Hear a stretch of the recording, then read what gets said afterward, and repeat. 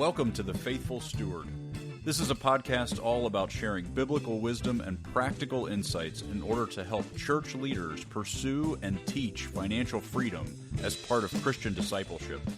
We believe this is a spiritual conversation, and this is a place where the church needs to lead the way in order to move our communities forward in how we steward God's resources.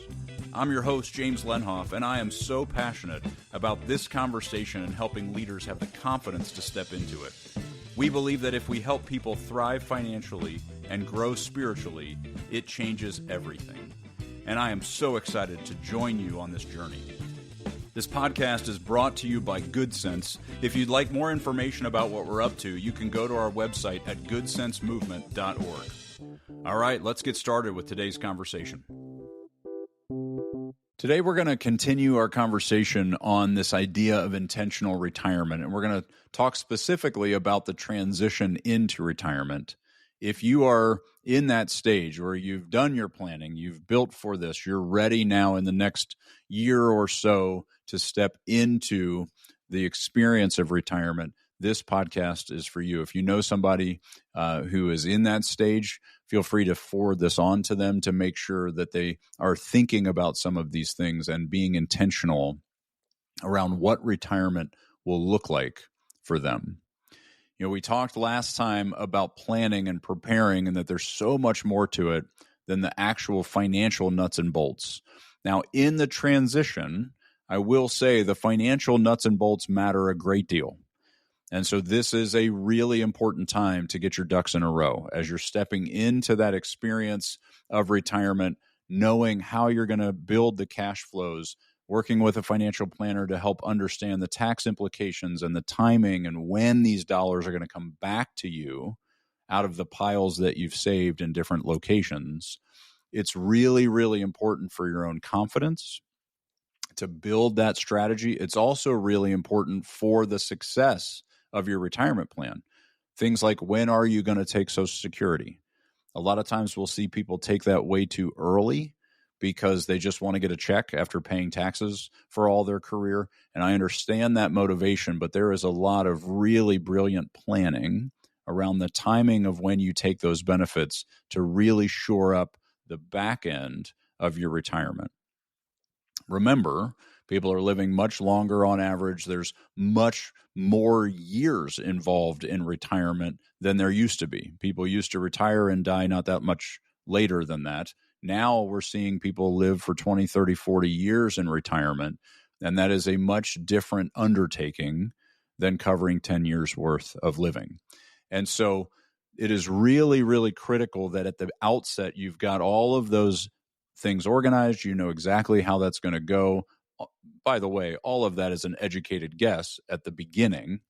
But what I really want you to know is that if you've got some of that settled in and you know exactly how it's going to go, at least at the beginning of your retirement experience, you will step in with so much more confidence, and it is what will allow you to stay generous. What I see a lot of times is as people transition into that experience of retirement, they actually close down. They get really self-absorbed. They get really focused on making sure they're okay because they're not sure that they are. And so they will miss opportunities to be generous. They will miss opportunities to give to causes they care about or to help people who are in need because they aren't sure they can. But doing the work on the front end to really know how this is going to go gives you the confidence that there still is margin to give away. Build that in to the cash flow assumptions. Assume that you're going to be taking enough to be giving away. Be really intentional about making sure you don't lose connection to the generous heart of the Father because you're scared. That is so common in that transition. So if you've built the plan financially, so we've worked with a financial planner, we know this is how this is going to work. This is where we're going to take the money from in this order. This is what the tax ramifications look like. This is when we're going to build Social Security into the plan.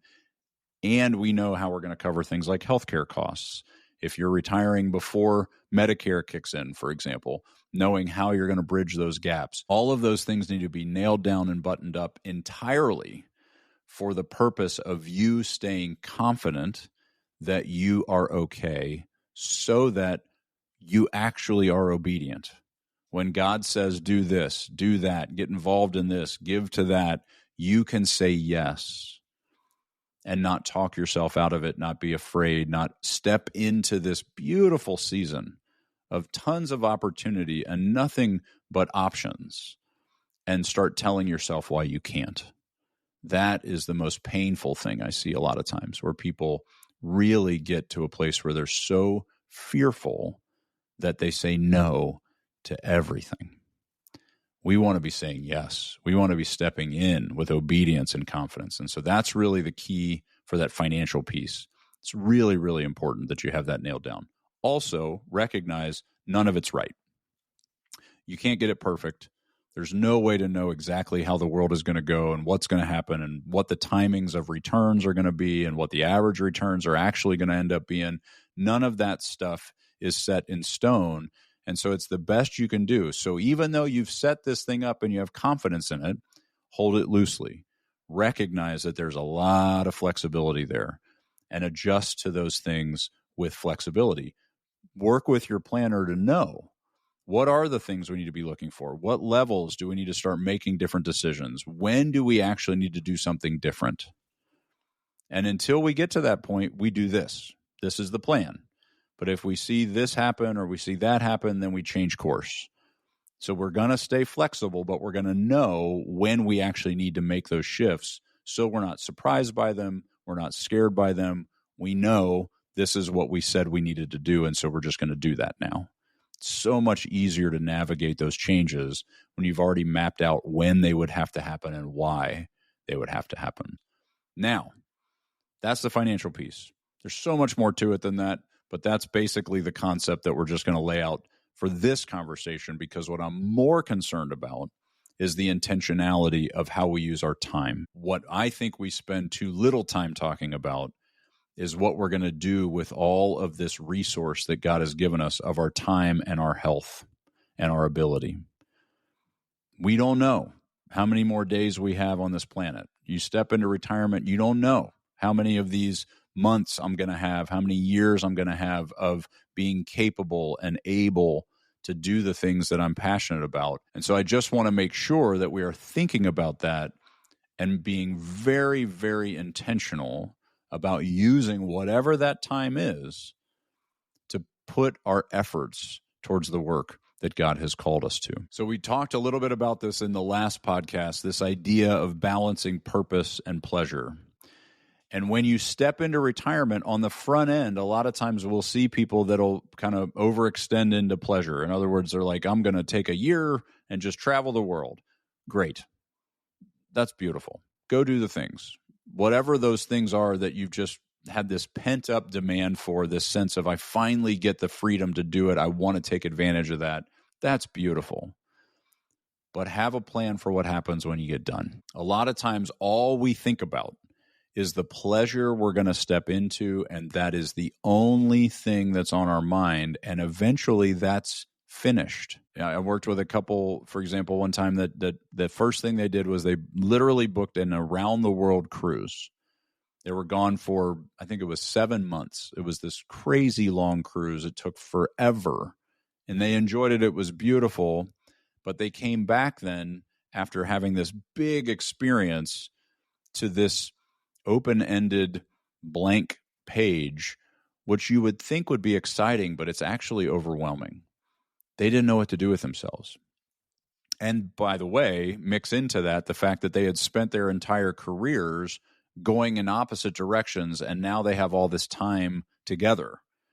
And they didn't have a plan for what to do with their time together. That is always a difficult transition. So if one of you has been working, one of you has stayed home, and the one that's home is used to the person leaving, and now they're not leaving anymore. Or you both were leaving, and now you both don't know what to do with yourself, and you're sitting there looking at each other, wondering, what do we do now? Give yourself grace, give each other grace. That is a really difficult reality to navigate. We are used to our routines and our rhythms and the times that we are together and the times that we're not together, and all of that gets shaken up in retirement. And so be prepared for some sharp edges and some conflict and some difficult situations where you're not sure that it wouldn't be better for you to just go back to work so that we can go back to the way it used to be. Just because initially it's uncomfortable, it's different, doesn't mean it's bad. It's just different. We will settle into that eventually. One of the things that helps with settling into that new routine is building something together, aiming at something that brings both of your hearts, both of your interests into alignment. It's great to have hobbies that you each go go have ministries that you're both plugged into or volunteer work that you're doing separately. But building in something that's actually a joint effort where you're both aiming at it, you're both putting your effort into it is something that's really beautiful. You probably had that when you were raising kids or when you were maybe building a business together or you were doing something. There were things where you were building together something that you were both intentional about and aiming at. A lot of times retirement is hard because that doesn't exist. Maybe one of you is really into golf and one of you is really into pottery, and neither of those are related to each other, and so you just kind of go off and do your thing. We want to find things that we're actually aiming at together. If you're in a couple and you're both stepping into this experience of retirement, it's very important that you've communicated clearly, that you have a shared vision for what your time is going to look like so that you don't end up in this really awkward tension of having not talked about what you're going to do, and now you're stuck staring at each other with no plan of how this actually works. If you have been aiming at this and you've been kind of working your way up to it, hopefully you've been test driving some of your purpose. We talked about that as well on the last podcast. This is the threshold, though, where if you have not test driven what you actually enjoy, what you're actually passionate about, you haven't mentored anybody, but you told yourself, I'm going to mentor some kids, or you haven't taught any of the classes that you said you were going to teach, or you haven't actually stepped into the ministry work that you think you're going to volunteer in, this is a really scary transition if you haven't even test-driven any of those things. You're hoping that they're fulfilling and purposeful and meaningful, but you don't know yet. If that's the case, recognize this is going to be a trial and error season, but do the trial and error. Get into these things. Get connected to these things. Try them on. Figure out what you don't like and be honest about it. I actually don't enjoy that work, or I actually don't really think that organization's doing the work I thought it was going to do. That's fine. Move on into the next thing. Keep trying. Don't lose momentum and shut down and disengage just because the first few things that you've tried to put your hand to in terms of really meaningful work have been unfulfilling. We all need to find our thing that aligns with that part of God's heart that's in us to make sure that we're motivated to keep showing up and keep doing that work. Because when there's no paycheck involved, you need a different motivation to keep showing up. And that's mostly rooted in those really unique passions, the things about your heart that break, that are also connected to the things that break God's heart as well. Those are the things that we want to make sure we're stepping into. One thing that's really important in this season is that you stay really intentional about your health. At the beginning of retirement, we assume we're going to be this capable, this fit, this comfortable. We're going to have all of our strength and our ability for a long time, and we don't really need to do anything about it. Your future self is begging your present self to please take this seriously. Get really thoughtful about how you're going to engage in maintaining your overall health, whether that's joining fitness classes or it's connecting to walking groups or whatever it looks like. You now have the time to do these things, but a lot of times, even when we have that time, we'll find reasons not to prioritize it. For your longevity and your ability to continue to invest in kingdom work, you need to make sure you're investing in your own health as well, so that can last as long as possible. One of the ways that I like to frame these thoughts is we're not just retiring from something. Everybody has that. Everybody is retiring from something. What a lot of people lack is what they're retiring to. It's one thing to leave this thing, but what are you going into? Where are you heading next? And so this retiring to, a lot of times that's rooted in, I'm retiring to the golf course. I'm retiring to the beach in Florida. I'm retiring to something like that that's very focused on pleasure and leisure. That's great. Do those things too. But focus really, really intentionally on what you're taking in terms of your skill set, your experience, your brilliance that God uniquely placed in you. What are you aiming that towards? That needs to retire to something as well. It needs to be engaged. It needs to be put into practice. It needs to be adding value somewhere. And so in this transition, what we're focused on, assuming we've gotten to this place of deep confidence, we know we're okay financially, we know we're in good shape, we've got the plan mapped out. Now, trial and error, patience with yourself, patience with each other, recognizing this tension of learning what this new routine looks like is going to take some time. It's going to be awkward. It's going to be uncomfortable. It's also going to be disappointing, and just prepare yourself for that. It's not going to be what you think it is, and that's okay. Expectations are hard not to have, but we have these expectations that are rooted in all the things we wish we would experience, and we aren't going to feel as fulfilled by those things as we thought we would be.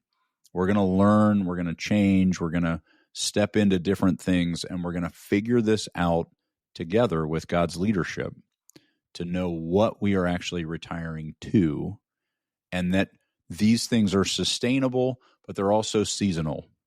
We're going to shift, we're going to move, we're going to get into this thing for a little while, and then we can't do it anymore for health reasons, so now we're going to get into this thing. Always be asking yourself, what am I moving to? When I get out of this, I got to be moving towards something else in order to keep my mind and my energy and my skills engaged, because I believe that's actually the biblical view of retirement. Above all, when we think about what it takes to make this transition successful, I'm not going to say smooth because it's not going to be, but what it takes to be successful in this is communication. Really open and honest dialogue about what you're hoping to experience, what you're actually experiencing, what you would like to see, what you would like to try, where you would like to volunteer next, or what you would like to put your hand to next. What are we doing together? How are we feeling in the midst of it? What are we learning? And how do we move forward in the next thing? What do we move towards? Those kinds of conversations need to be happening all the time in this transition period in particular, because it is going to be a season that's full of excitement and disappointment, and that cycle is really hard to endure if you're not talking through it and making sure you're facing it together as a couple. Those are the things that really help make this transition something that leads to a meaningful retirement that's full of purpose and productive work for the kingdom, where you don't feel like you've just completely checked out and stepped into something that's meaningless and listless and open-ended. There's actually direction, and there's actually value that you're adding. You're bringing something to the work that's being done in the kingdom. That is so critical to the experience of retirement. And so if you are in this season, I see you. It is a really tough one. I helped people cross this threshold for 23 years, and I saw lots of things that led to success and lots of things that led to this kind of confusion and fear and shrinking back. And the most important piece is open, consistent communication and an intentionality to try new things, try more things, put your effort towards things of meaning and purpose. That is the secret that keeps you from fading and losing yourself in this retirement transition.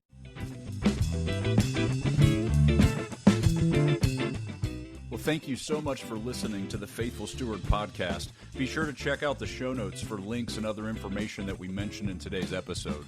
Also, be sure to check out our website at goodsensemovement.org to get all the resources we offer churches to help equip them in teaching financial stewardship to their community. If you have any questions or any topics you want to make sure we cover on our show, you can email me at jameslenhoff@goodsensemovement.org. I'd love to hear from you.